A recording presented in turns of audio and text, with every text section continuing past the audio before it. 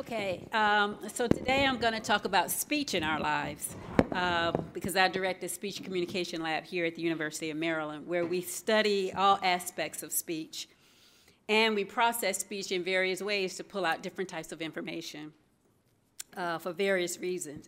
And I'm going to talk in particular about three projects that we have going on. Probably all of you all now have at least heard about Siri, the new dialogue system that's on the iPhone 4S that has really been a big positive push in speech technology. However, there's definitely still room for improvement to make that even better.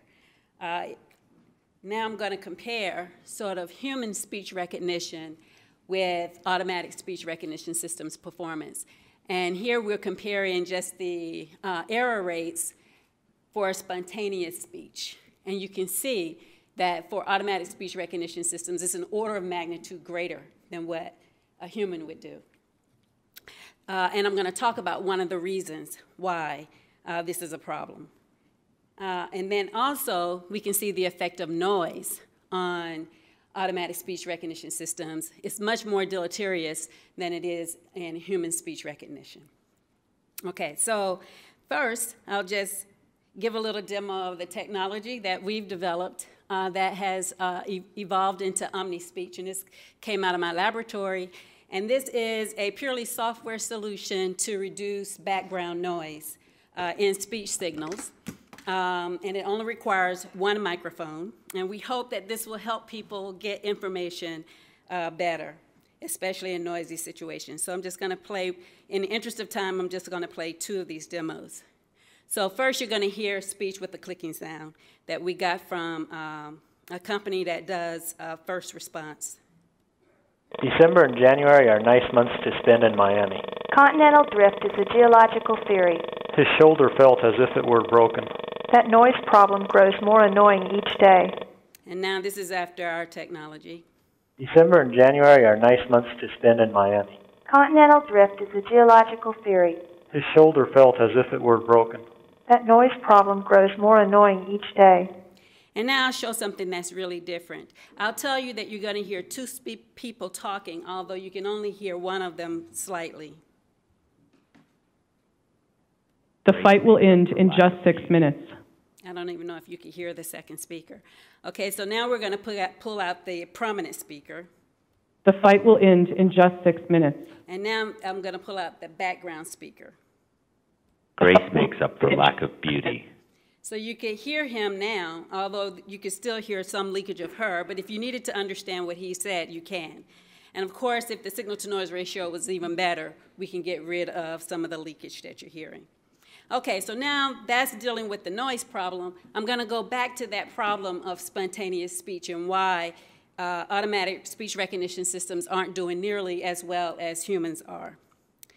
And a key problem is what we call co-articulation in speech. This happens all the time. It's not something that you can get rid of. So you have to build effective models to deal with co-articulation.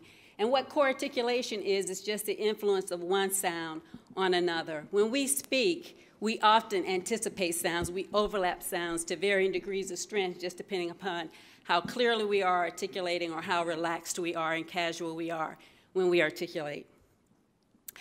Current ASR systems model co-articulation using these things called diphones, triphones, or quinphones, though triphones are the most popular ones. So let me explain what a triphone is.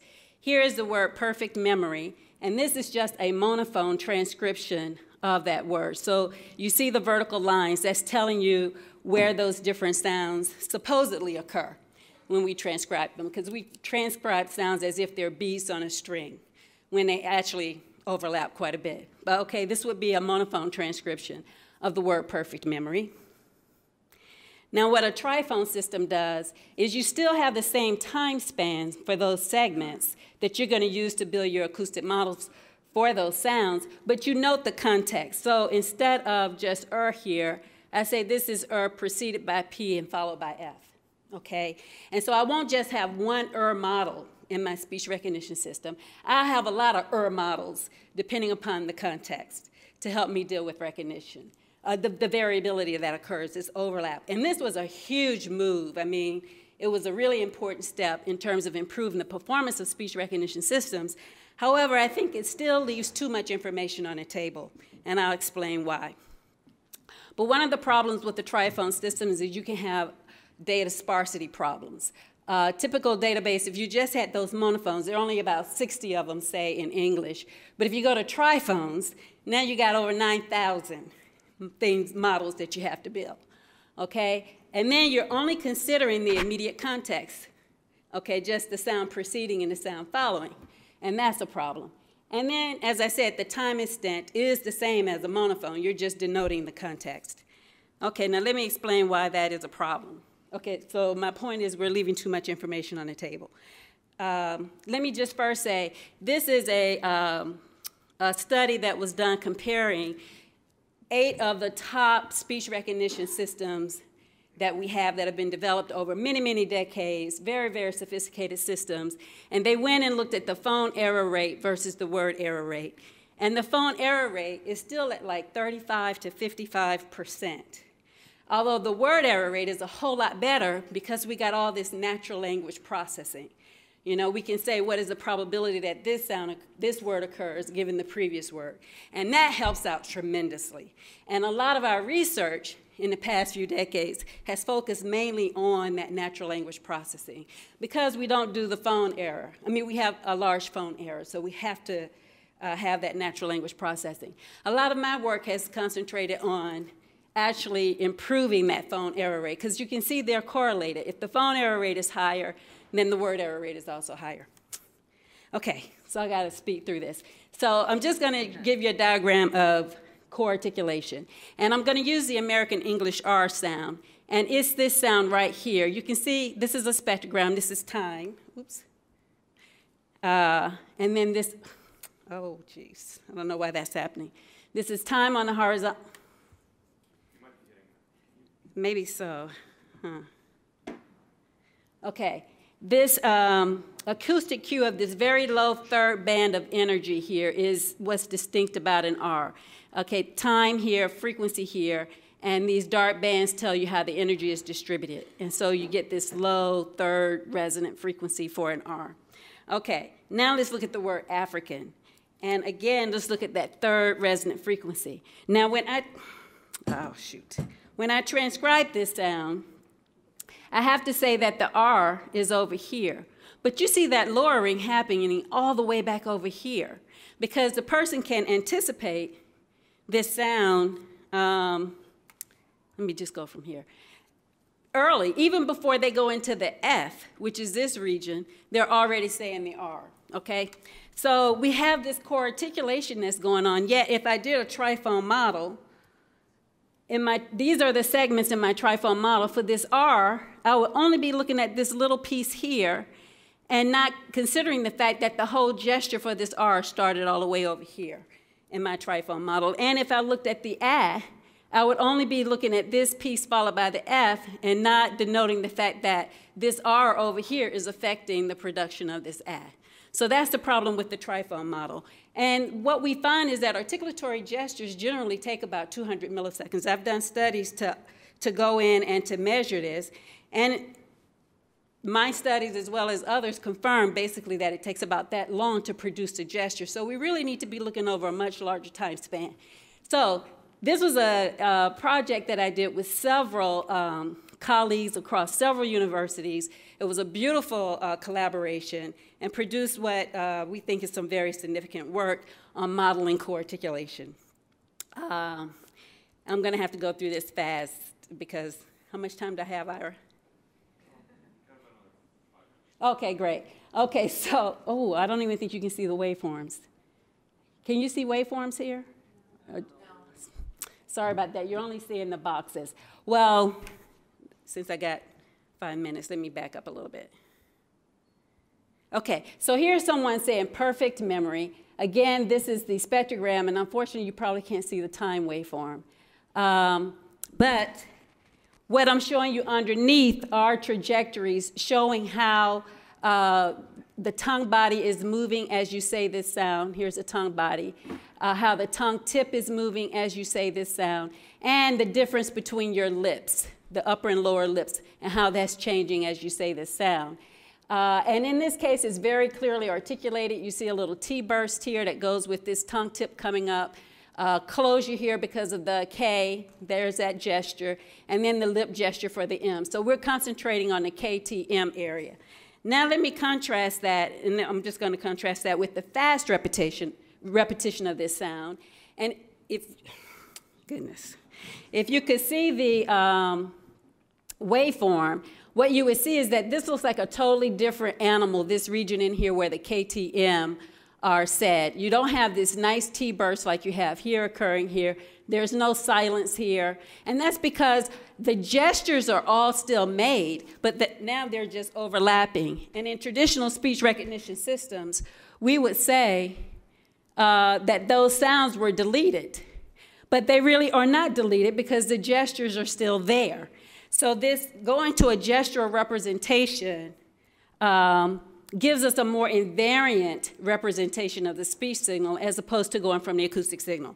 So that was dissertation work done by one of my students where we went from the acoustics down to these movements of the articulators. We explored a lot of different machine learning techniques, and the key point is that we tried window sizes for estimating these gestures from 20 milliseconds up to 300.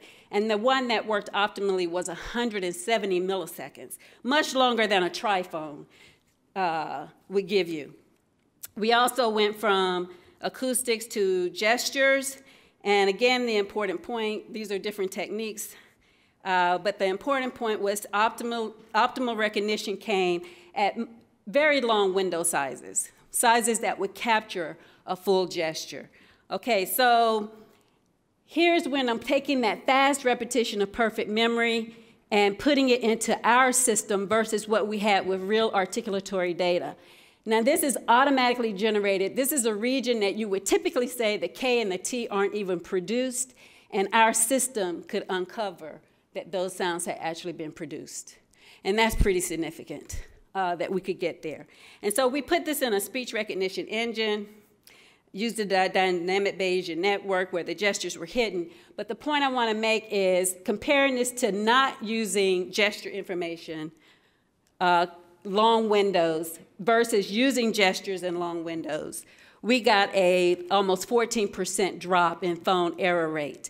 Our error rate was 37.57%. This is a thesis that was just finished compared to this 39 to 55% you're getting from state-of-the-art speech recognition systems. And I think it's just because we're better modeling the core articulation that's in the speech signal. It was a very successful collaboration because we were all great people. And we used all of the tools that you have available to you to communicate because we were across like 5 universities. And we want to continue to work together. Okay, so our next move based on this research is we want to build a pronunciation tool. Since we can get at the gestures, what people are doing when they talk, we want to help American English first learners learn how to produce very complicated sounds. Also, we want to help L2 learners, foreigners who are coming here to speak American English, reduce their foreign accents possibly to be more comprehensive. And my question to you guys, your futurists, is somehow we're going to have to come up with an effective audio-visual tool to display this kind of information to listeners. And I don't think this is very straightforward because people aren't aware of what they're doing when they speak. You don't think about what you're doing with your tongue tip relative to your tongue body.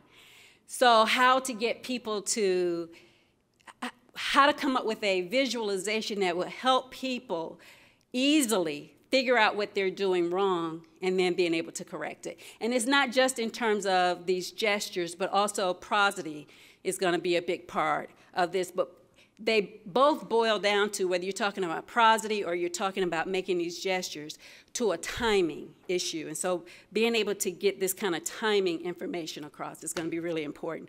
So give Mary, I know you're into visualization. I would love to hear from all of you, but particularly since you're into that, how we might go about doing that. Okay. Yeah, well, the first thing that comes to mind, and I'm sure you've already thought of this one, so, you know, I only had 1 minute to think, but, is, you know, a 3D visualization of the human, the whole rig, right? The whole mouth and all the structures within. But it has to be semi-transparent so you can see everything, right? And then also a 3D model, maybe using the Kinect or something like that, of the user and how the user's articulating. And what you'd want to highlight in the visualization is the diff, right? The difference between the two models. The thing I'm worried about is if you were following a model like that or a visualization like that, I'm worried you would really have to slow it down a lot, and that might cause problems with the prosody effort you're talking about. So maybe with practice you could start to speed it up, you know, use a 2 steps forward, 1 step back kind of thing if they start to miss it because it's going too fast or something like that. Yeah. Maybe you could just even simplify it down just to the facial expressions, some kind of like simplification of that. Because like, it seems like it's really hard to think about what your tongue is doing, but you can look at someone else's face and try to maybe mimic those. I think the tongue's pretty critical though. It's huge. Yeah. It is huge. I mean, do you think about your tongue when it's moving? No, I don't think about my tongue. That's the problem, that you don't think about it. So how do you get people to easily manipulate it when it's not something you think about? Well, Mary, earlier you showed this, I'm not sure what to call it, the intradental transducer for the wheelchair guy. Could that be I would used in never some have way? called it that. I'm not sure what to call it, right? The That's a thing in good your name. mouth. The retainer, No, the retainer we put sensors UI. on tongues to get articulatory data. That's not so much the issue. The issue is we can figure out what they're doing wrong. Yeah. How to show them what they need to do right. Could you use that to give them feedback? So maybe like a little bit of electro stimulus back. I was thinking I wasn't more going of to a say buzz, shock, but- but In terms of the audio part, what we're excited about is that we're going to try to synthesize what they did in their own voice and feed that back to them, because there are some studies that say if you hear yourself, it's much easier for you than if you're listening to some other. Or at least a speech model that's near your native thing, and then show how it would be transformed. So you could actually imagine a sequence of transformations from the way you're speaking now towards the dialect version that you want to speak, right? And so you have a smooth audio progression that would allow you to say, oh, that's an easy step to make, as opposed to, say, the LR transformation from Japanese to English, right? That's a tough one. That's a tough one.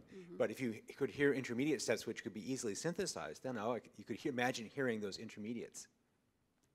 Great idea. I hadn't thought about doing the intermediates. Yeah. who's the group, was it 2 days ago, that were looking at the various dialects? Oh yes, the You know, artists. it'd be interesting if like you could get like those people trying to teach dialects involved. Well, we're trying to get kind of rid of them, but yeah. But you're right. We both are You're interested trying to in teach these a dialects, different though. one. Those Brooklyn accents need to stay. Well, they do have a We don't wanna a lose that visualization. culture. No, we don't.